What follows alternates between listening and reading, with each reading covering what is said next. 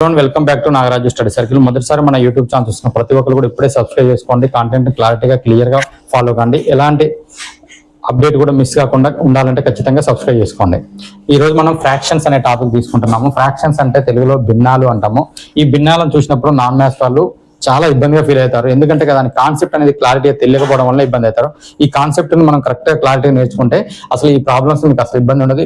మామూలు ప్రాబ్లమ్స్ ఇచ్చాను, నేను బేసిక్ ప్రాబ్లమ్స్ ఇచ్చాను. ఆ ప్రాబ్లమ్స్ ఏంటనేది ఒకసారి క్లియర్ గా చూపెడతాను. ఫస్ట్ మనం కాన్సెప్ట్ నేర్చుకున్నాం. కాన్సెప్ట్ నేర్చుకునే క్రమంలో ఒక చిన్న నేను ఏం తీసుకుంటున్నా అంటే ఒక రెక్టాంగిల్ తీసుకుంటున్నాను. ఇది రెక్టాంగిల్ 1 2 3 4. అసలు మనం ఫ్రాక్షన్స్ అంటే మనకు నార్మల్ గా తెలిసేది ఏంటంటే భిన్నాలు అంటాం. భిన్నాలు అంటే 1/2 కానీ 2/3 కానీ 4/5 కానీ అలా ఉన్నాయని భిన్నాలు అంటాం. అలా ఉన్న వాటిలలో పైన ఉన్న దాన్ని న్యూమరేటర్ అంటారు, లవము అంటాము, కింద ఉన్న దాన్ని ఆరము అంటాము, డినామినేటర్ అంటారు. ఇప్పుడు సపోజ్ దీన్ని మనం p/q రూపంలో తీసుకుంటాము అనుకుంటాం. p/q అని అంటే మన అకర్ణీయ సంఖ్యలని దాని ఏదో సంఖ్యల గురించి చదువుతున్నామని ఎప్పుడు కూడా మనం ఆలోచించొద్దు. మనం చదివేది కాంపిటేటివ్ ఎగ్జామ్. జస్ట్ పైన ఒక నెంబర్ కింద నెంబర్ ఉంటుంది. పై నెంబర్ని న్యూమరేటర్ అంటారు, కింది నెంబర్ని డినామినేటర్ అంటారు. ఇప్పుడు మనం ఒక ఎగ్జాంపుల్ తోటి ఎంత క్లియర్ గా చూసుకున్నామంటే ఒక చూడండి.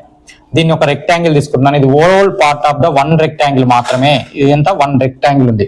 ఈ రెక్టాంగిల్ నేను సమాన భాగాలుగా విభజించాను. ఈ సమాన భాగాలు ఎన్ని విభజించాను? 1 2 3 4 5 అన్నాను. 1 2 3 4 5 5 సమాన భాగాలుగా విభజించాను. సమాన భాగాలుగా విభజించినప్పుడు నేను ఒక పార్ట్ తీసుకోవాలి అనుకుంటున్నాను. ఇందులో లేదా ఒక 2 పార్ట్స్ తీసుకుందాం అనుకుంటున్నాను. మొత్తం సమాన భాగాలను ఏం చేస్తామంటే ఆరంలో వేస్తామంటే టోటల్ పార్ట్స్ బై తీసుకున్న పార్ట్స్ అన్ని 2 అంటున్నాను. ఇప్పుడు షేడెడ్ పార్ట్స్ అడుగుతాం. The fraction of the shaded parts figure అంటే అందులో షేడెడ్ పార్ట్ ఏంటంటే shaded parts by total parts అంటే టోటల్ ఈక్వల్ పార్ట్స్. అంటే మనం ఏమైనా ఆరంలో ఏం చేస్తున్నాం? టోటల్ ఈక్వల్ పార్ట్స్ ఇస్తున్నాము, షేడెడ్ పార్ట్స్ ఇస్తున్నాం. ఇది మొత్తం కూడా హోల్ పార్ట్ అంతా ఒకటే కదా, ఒకే ఒక రెక్టాంగిల్ మనం సమాన భాగాలు చేసాం. అయినప్పుడు మనకి ఇప్పుడు ఈ పార్ట్లలో ఇప్పుడు 5 పార్ట్స్లలో మనం 2 పార్ట్స్ తీసుకుంటే మిగిలిన పార్ట్స్ ఎన్ని అంటారు. మిగిలిన ఎన్ని అంటే మన 3 పార్ట్స్ అని తెలుసా తెలియదా? 3/5 అన్నట్టు మిగిలిన పార్ట్స్. ఓకే, ఎందుకు ఇట్లా ఇప్పుడు ఈ గ్యాప్ ఎంత 3 వస్తుంది, ఈ మధ్య డిఫరెంట్ అయినా ఇట్లా రాసుకున్నాం కదా. ఒకవేళ సపోజ్ 1/7 తీసుకున్నాను. 1/7 అనేది 7 ఈక్వల్ పార్ట్లలో ఒక పార్ట్స్ మనం తీసుకున్నాము అన్నట్టు. 7 ఈక్వల్ పార్ట్ లో 1 పార్ట్ తీసుకున్నాం అంటే మనకి రివర్స్ గా మనకి 6/7 అనేది ఇంకా మిగిలి ఉన్నది అని అర్థము. ఓకే, ఈ రకంగా మీరు ఐడియా ఉండాలి. ఇప్పుడు 1/7 పార్ట్స్లలో 7 సమాన పార్ట్లలో ఒక భాగాన్ని మనం తీసుకున్నాము. ఇదే ఇంకా మిగిలిన భాగాలు ఎన్ని అంటే ఇదే 7లో 6 భాగాలు మిగిలి ఈ రెండింటిని కలిపిన హోల్ పార్ట్ రావాలి, 1 రావాలి. ఈ హోల్ పార్ట్ అనేది ఎప్పుడు కూడా ఒకటే ఉంటుంది. చిన్న ఎగ్జాంపుల్ తోటి క్లియర్ చేస్తాను చూడండి. ఇంకా మనం ఇంట్లో ఒక యాపిల్ తీసుకొచ్చాము. యాపిల్ అనేది బాబుకు పాపకి ఇద్దాం అనుకుంటున్నాం. ఇది ఒక యాపిల్ అయితే ఈ యాపిల్ ని 2 సమాన భాగాలుగా చేశాను. ఈ యాపిల్ అనేది ఒకటే యాపిల్, ఇది మొత్తం హోల్ పార్ట్ అన్నట్టు. ఈ హోల్ పార్ట్ ని ఇది ఒక హాఫ్ పార్ట్, ఇది ఒక అంటే 2 పార్ట్స్ చేశాను. ఇది 1 2 అంటున్నాను. 1 2 అంటే ఎన్ని పార్ట్స్ చేశాను? 2 పార్ట్స్. 2 పార్ట్స్ అనేది ఆరంలో రాస్తాం కదా, అంటే 1/2 1/2 అన్నట్టు. అంటే హాఫ్ పార్ట్ ఇచ్చినాం. ఓకే, ఈ హాఫ్ పార్ట్ ఇచ్చిన ఈ హాఫ్ పార్ట్ మొత్తం కలిపినా కూడా మళ్ళీ హోల్ పార్ట్ వస్తుందో రావట్లేదా? సపోజ్ నేను ఏం చేస్తాను అంటే 4 పార్ట్స్ చేస్తాను. 1 2 3 4 చేశాను. 4 పార్ట్స్ చేసినానంటే చూడండి ఇప్పుడు ఏమైంది, మొత్తం ఆరంలో రాయాల్సింది ఎంత? 4 భాగాలు కాబట్టి 4. అంటే ఒక్కొక్కరికి 1/4 పార్ట్ 1/4 పార్ట్ ఇచ్చాను అన్నట్టు. ఓకే, అంటే ఇప్పుడు 4 పీసులు చేసి నలుగురికి ఇద్దాం అనుకుంటున్నాను. 1/4 1/4. ఈ టోటల్ పార్ట్ కూడా చూస్తే మళ్ళీ ఏమొస్తాయి అంటే 1 వస్తాయి. టోటల్ పార్ట్ ఎంత 1 వస్తాయి. సపోజ్ ఇంకొక విషయం చూసుకుంటే ఇప్పుడు నేను ఏమంటానంటే ఇప్పుడు 4 పార్ట్స్ తీశాను. ఈ 4 పార్ట్స్లలో 1/4 పార్ట్ మాత్రమే ఇచ్చాను. మిగిలినది ఎంత అని అడుగుతున్నాను. 1/4 పార్ట్ మాత్రమే ఇచ్చాను. ఇప్పుడు నేను 4,000 రూపాయలు సంపాదించాను. 4,000 రూపాయల్లో 4,000 రూపాయలని సంపాదిస్తే 1/4 వంతు మనీని ఫ్రెండ్కి ఇచ్చాను. మిగిలిన నా డబ్బు ఎంత అని అంటాడు. మిగిలిన డబ్బు ఎంత అంటే 1/4లో 4,000 మొత్తం టోటల్ ఎంత 4,000. 4 పార్ట్స్ ఎంత 4,000. 1/4 అంటే మిగిలింది ఎంత 3/4 కదా. అంటే టోటల్ మనీ ఎంత, ఇక్కడ టోటల్ పార్ట్స్ ఎంత అనేది 4 పార్ట్స్ ఉన్నాయి. 4 పార్ట్స్ లో 4,000 ఈజ్ ఈక్వల్ టు అదే ఇతరికి మిగిలింది ఎంత 3,000 అనేది కాన్సెప్ట్ లో చేసుకోవచ్చు. ఇప్పుడు మనకి ఏం కావాలంటే టోటల్ పార్ట్ అనేది ఒకటి ఉంటుంది. టోటల్ పార్ట్ ని కింద ఉన్న ఆరం అనేది సమాన భాగాలుగా విభజించిన పార్ట్ అన్నట్టు. దాంట్లో మిగిలింది ఎంత అంటే 1/7 అంటే 6/7 ఉంటుంది రిమైనింగ్ అని తెలుసుకొని ఉండాలి. ఇప్పుడు ఈ కాన్సెప్ట్ తోటి నీకు ఎన్ని ప్రాబ్లమ్స్ ఎలా చేస్తామో ఒకసారి చూడండి. ఇలాంటి చిన్న కాన్సెప్ట్ తెలిస్తే ఇప్పుడు చేయాల్సిన ప్రాబ్లమ్స్ ఏంటో చూడండి. In government department 2/3 of the peoples employees are group B అన్నాడు. ఎంత 2/3 ఆఫ్ ద ఎంప్లాయీస్ అన్నాడు. 2/3 ఆఫ్ ద ఎంప్లాయీస్ ఏమన్నాడు? గ్రూప్ బి అనేది అన్నాడు officers. And 1/5 of this group B officers are women. అందులో 1/5 ఆఫ్ ది ఉమెన్ ఉన్నారు. If 240 men are group B officers, then the number of employees in the department is అన్నాడు. నీకు concept క్లారిటీగా వస్తే ఇప్పుడు ఒక గ్రూప్ డి ఆఫీసర్స్ ఉన్నారు, అసలు మొత్తం ఎంప్లాయీస్ అడిగాడు మనల్ని, ఏమన్నాడు? Then the number of employees in this department అన్నాడు. ఆ డిపార్ట్మెంట్ లో ఎంప్లాయీస్ ఎంత అన్నాడు. ఒక్కసారి క్లియర్ గా అబ్జర్వ్ చేయండి. ఈ ప్రాబ్లమ్స్ మనకి ఏదైతే అడుగుతున్నారో దాన్ని ఎక్స్ అనుకోండి అంతే. ఇందులో పెద్ద కన్ఫ్యూజన్ లేదు, ఇబ్బంది లేదు. ఒకసారి ఇప్పుడు చెప్పిన కాన్సెప్ట్ తప్పే ఇంకేది ఉండదు. చూడండి, ఇప్పుడు నేను ఏమంటున్నా అంటే మొత్తం ఎంప్లాయీస్ అడిగాడు, ఎంప్లాయీస్ నేను ఎక్స్ అనుకుంటున్నా. ఈ ఎక్స్ లలో ఎంతమంది ఉన్నారు మనకి గ్రూప్ బి ఆఫీసర్స్? చూడండి ఇక్కడ 2/3 అన్నాడు. అంటే 2/3 అంటే 2/3 అన్నట్టే కదా.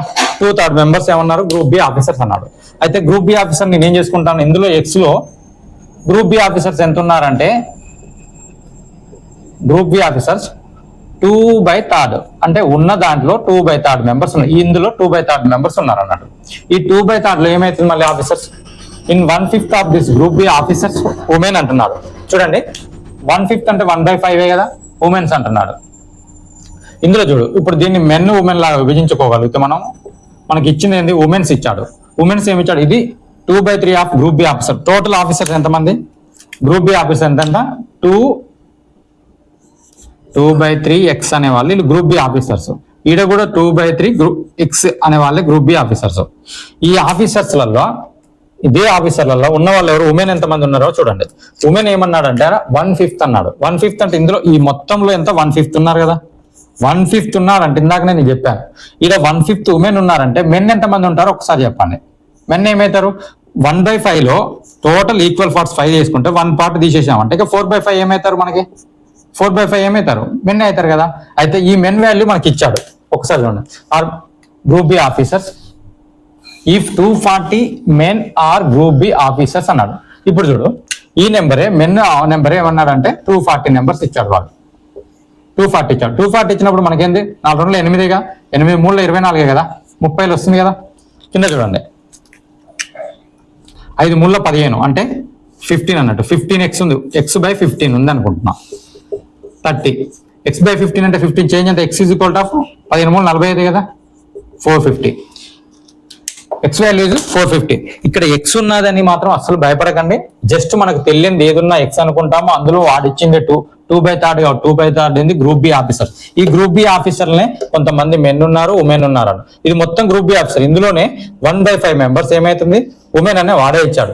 ఇందులో 1/5 అంటే మనం ఇందాకనే కాన్సెప్ట్ నేర్చుకున్నాం. 1/5 ఉన్నారంటే మిగతా వాళ్ళు ఎవరు ఉంటారు? మెన్నే కదా ఉండాల్సింది ఆఫీసర్లు. ఆఫీసర్లు కూడా 4/5. ఇదే నెంబర్ వాడు ఏమి ఇచ్చాడు? 250 ఇచ్చాడు. ఈ 250 ఇచ్చిన దాన్ని చేసి దాని నుంచి మనకి ఎక్స్ వస్తుంది. అంటే చాలా సింపుల్. 1 or 2 టైమ్స్ ప్రాక్టీస్ చేయడమే. మనం ఎలా ఆలోచిస్తున్నాము లెక్క అనేది తెలియాలి ఇందులో, అంతే. ఓకే, నెక్స్ట్ వన్ చూడండి. The product of 2 numbers is 5/4. If 1 number is 5/6, what is the other number అన్నాడు. ఇది చాలా సింపుల్ అండి. ఒకసారి చూడండి, మనకి ఏంటంటే మల్టిప్లికేషన్ ఎలా చేస్తారు, మనకు ఫ్రాక్షన్స్ వస్తే అని ఒక అవగాహన కోసం ఇచ్చాడు. ఇలాంటి ప్రాబ్లమ్స్ కూడా ఎగ్జామ్లు వచ్చినాయి కాబట్టి నేను చెప్తున్నాను. ఒకసారి చూడండి, ప్రోడక్ట్ ఆఫ్ 2 numbers అంటే మనకు తెలియని నెంబర్ ఏమంటే XY అనుకుంటాం. యాక్చువల్గా ఇక్కడ ఆల్రెడీ 1 నెంబర్ ఇచ్చాడు, ఒక నెంబర్ ఇచ్చాడు, తెలియదని నెక్స్ట్ అనుకుంటాం. ఇప్పుడు ప్రోడక్ట్ ఆఫ్ 2 numbers అంటే ఒక 2 నెంబర్లు, ఇప్పుడు N1 and N2 అనే ఒక 2 నెంబర్లు గుణిస్తేనంట మనకి ఏమన్నాడు? మనకు 5/6 వస్తుంది, 5/4 వస్తుంది అన్నాడు. బట్ మనకు ఒక నెంబర్ ఇచ్చాడు కదా, ఒక నెంబర్ ఏమి ఇచ్చాడు? 5/6 ఇచ్చాడు. ఇప్పుడు 5/6 ఇచ్చినప్పుడు మనకి ఏమవుతుంది? ఇది ఆల్రెడీ ఇచ్చింది కాబట్టి నెంబరు. ఎప్పుడైనా చూడండి, ఇక్కడ ఇంటూలలో ఉన్నప్పుడు నాన్ మ్యాథ్స్ వాళ్ళు చూసుకోండి. ఇంటూలలో ఉన్నప్పుడు ఈ మొత్తం కూడా ఒకటే నెంబర్ లాగా ట్రీట్ చేసుకోండి. ఇక్కడ 5 ఉంది కాబట్టి ఇక్కడ 5 క్యాన్సిల్ చేసుకుంటాం. ఒకవేళ ఇక్కడ ప్లస్ ఉంది అనుకో, ఇలా క్యాన్సిల్ చేయకూడదు, అది గుర్తుంచుకోవాల్సింది నాన్ మ్యాథ్స్ వాళ్ళు. ఇక్కడ ప్లస్ ఉంటే అవతల సైడ్ మైనస్ పోవాలి. 5 5 క్యాన్సిల్ అవుతుంది, 2 3 2 2. ఇప్పుడు చూడండి, ఈ ఈక్వేషన్ నాన్ మ్యాథ్స్ వాళ్ళు ఇబ్బందిగా ఫీల్ అవుతారు. ఒకసారి ఆ ఇబ్బంది పోవడం కోసం చెప్తున్నా.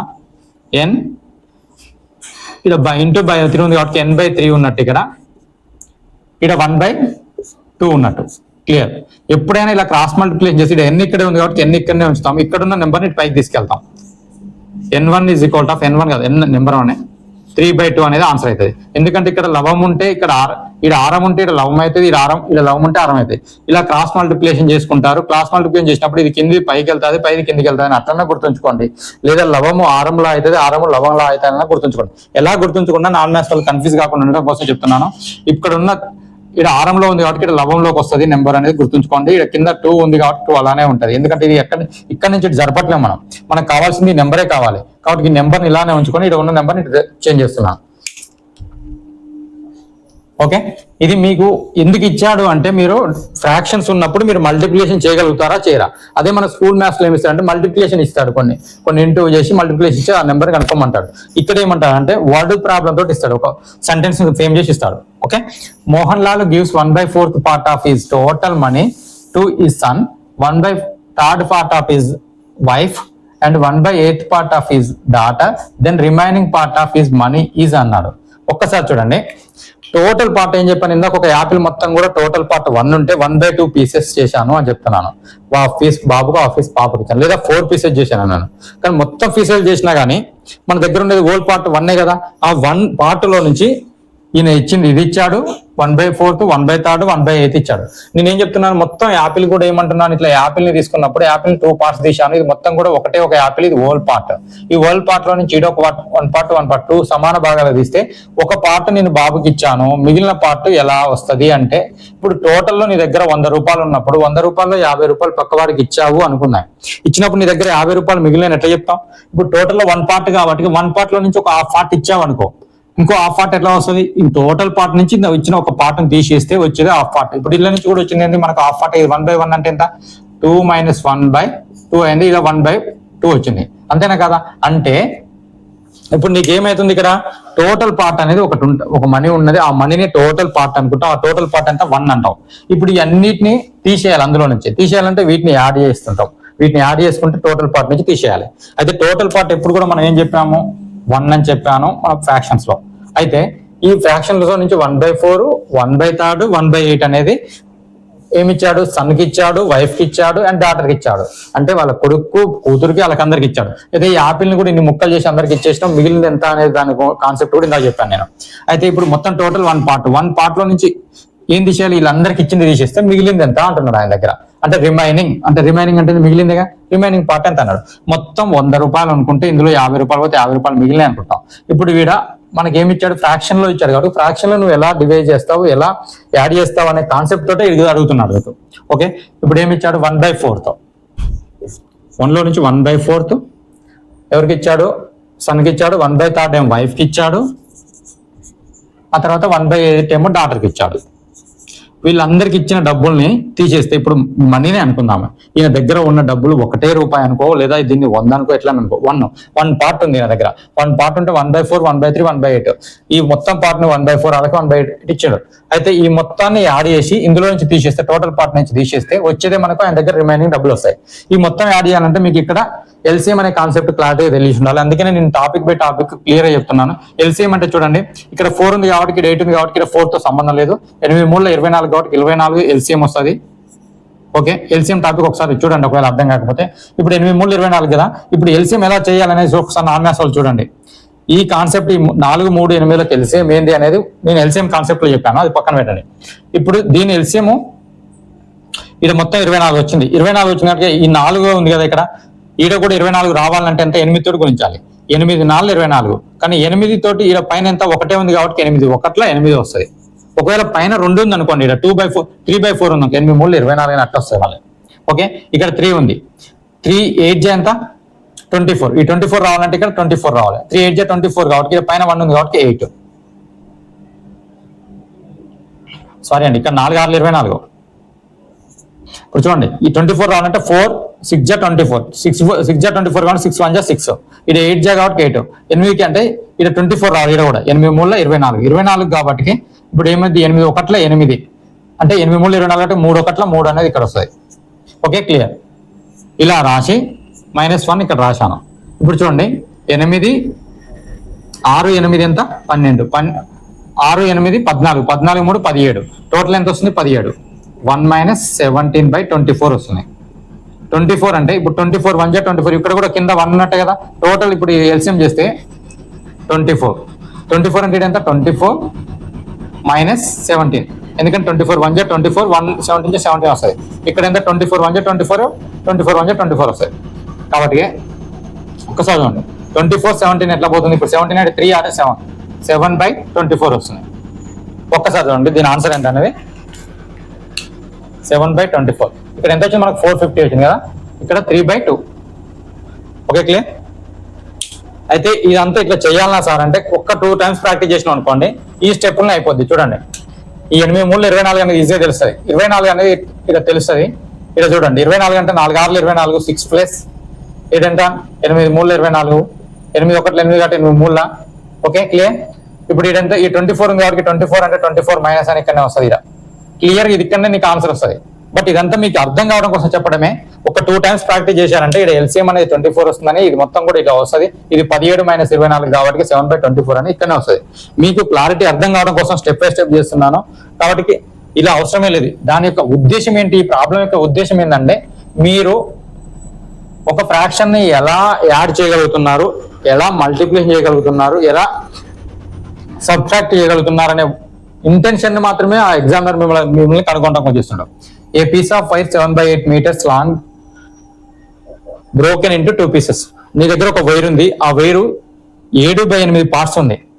1 పీస్ వాజ్ 1/4 మీటర్ లాంగ్. ఒక పీస్ ఏంటంటే 2 పీసులో ఇట్లా పెద్ద వైర్ ఉంటే దాంట్లో 2 పీసెస్ తీసి ఒక పీస్ ఏంది 1/4 ఉన్నది. ఆ మిగిలింది తర్వాత ఏమన్నా how long is other piece అన్నాడు. మిగిలిన పీస్ ఎంత అంటున్నాడు. ఇప్పుడు దీని ఏముందంటే టోటల్ పార్ట్ నీకు ఇచ్చిండు వాడే. నీ దగ్గర ఉన్న వైర్ మొత్తమే 7/8 ఉంది అని చెప్తున్నాడు. అందులో నుంచి 1/4 తీసేసిన మిగిలింది ఎంత అని అడుగుతున్నాడు. ఇంకేముందండి నీకు టోటల్ ఇచ్చిండు. మనం టోటల్ ఎప్పుడు కూడా 1 వేసుకుంటాం, కానీ ఆయనే టోటల్ ఇచ్చిండు వైర్ ఇచ్చినప్పుడు ఏంటంటే ఆ వైర్ నుంచి నువ్వు కట్ చేసిన వైర్ తీసేస్తే రిమైనింగ్ వైర్ వస్తుంది కదా. అంటే 7 చాలా సింపుల్. ఇక్కడ అక్కడనే నువ్వు ప్రాబ్లం చేయొచ్చు. 7/8 మైనస్ 1/4. 8 4కి ఏమైతే తెలిసేమో 8 అని మనకు తెలుస్తుంది. 8 అని తెలుస్తుంది అంటే 8 1 8 కాబట్టి పైన 8 1 8 కాబట్టి పైన 7 ఉంది కదా. 1 7 7 అయితే ఇది 2 అవుతుంది కదా. 8 4 2 8 కాబట్టి పైన 2 అవుతుంది అంటే 5/8 అనేది.